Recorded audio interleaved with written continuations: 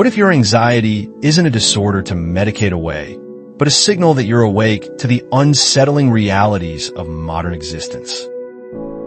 Over a century ago, Friedrich Nietzsche, the philosopher who famously declared God is dead, warned that humanity was sleepwalking into a spiritual crisis. He called modern society a madhouse and described anxiety as the price of consciousness. But what does a 19th century thinker have to say about our TikTok era mental health epidemic? As it turns out, everything. In this deep dive, we'll unravel Nietzsche's eerily accurate predictions about the modern mind. We'll explore why chasing comfort and certainty amplifies existential dread, how social media and consumer culture trap us in what Nietzsche called herd morality. 3 Nietzschean strategies to transform anxiety from a prison into a compass. If you've ever felt trapped by the pressure to fit in, numb your fears, or optimize your life into oblivion, this is for you. Let's begin.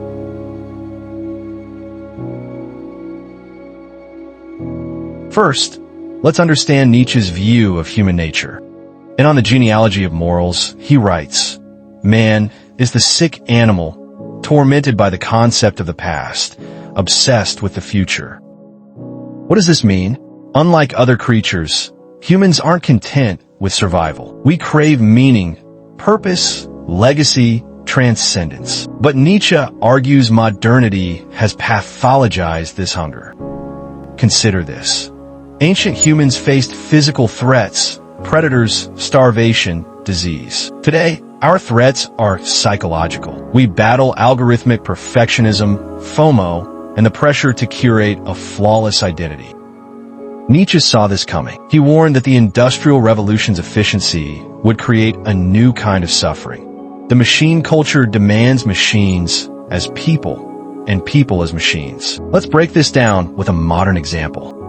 Imagine Sarah, a 25-year-old marketing manager. She spends her days crafting Instagram posts selling self-care products, then lies awake at 2 a.m. paralyzed by dread. She's safe, fed, employed, so why the anxiety?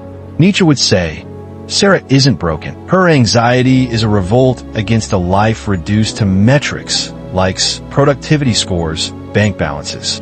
In his essay, Schopenhauer as Educator, Nietzsche writes, "No one can build you the bridge upon which you must cross the river of life. No one but you alone." But modern culture sells us prefabricated bridges. Follow this career path. Buy this product. Adopt this ideology. And when these shortcuts fail to quiet our existential hunger, we blame ourselves. This brings us to Nietzsche's most haunting prophecy, the last man.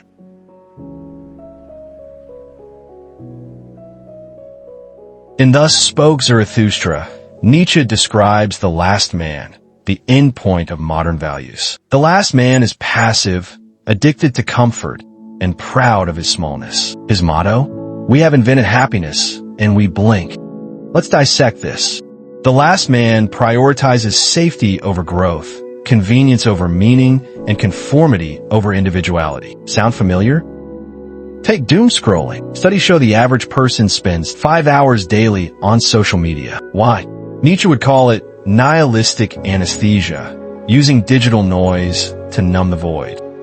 Or consider hustle culture. We glorify burnout as a virtue, yet suicide rates in high achievers keep rising. Nietzsche warned, madness is rare in individuals, but in societies, it's the rule.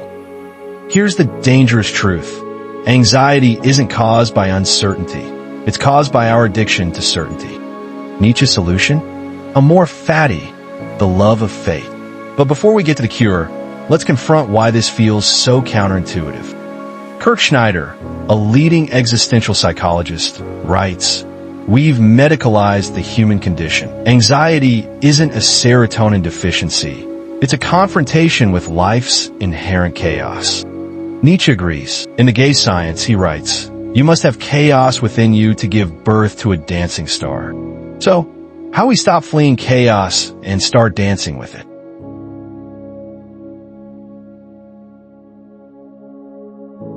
Let's move from theory to practice. Here are 3 Nietzschean strategies adapted for the modern world. My formula for greatness is a more fatty, not merely to endure necessity, but to love it. Next time anxiety strikes, ask, what if this feeling isn't a threat, but a teacher? Example, career anxiety might signal untapped ambition, not incompetence. Practice radical acceptance. Nietzsche wrote, life is not a problem to be solved, but a reality to be experienced. The individual has always had to struggle against being overwhelmed by the tribe. Audit your shoulds. Why do you should get married by 30? Climb the corporate ladder? Embrace holy disobedience. Nietzsche urges, disobedience is the rarest and most courageous of virtues.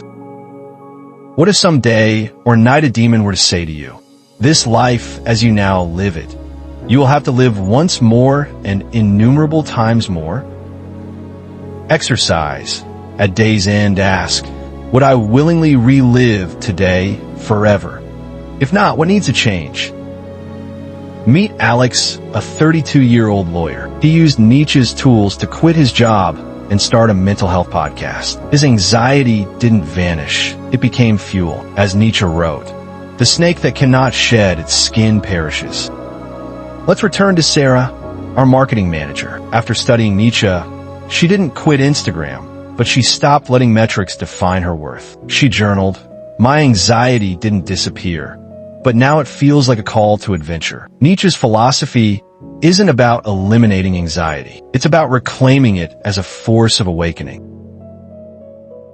Your challenge this week. Pick one should in your life and defy it. Skip a pointless meeting. Delete an app that drains you. As Nietzsche urged, live dangerously. Build your cities on the slopes of Vesuvius. Next week, we'll explore how Carl Jung's shadow work complements Nietzsche's ideas and why integrating your dark side is key to mental health. Until then, remember, no price is too high to pay for the privilege of owning yourself.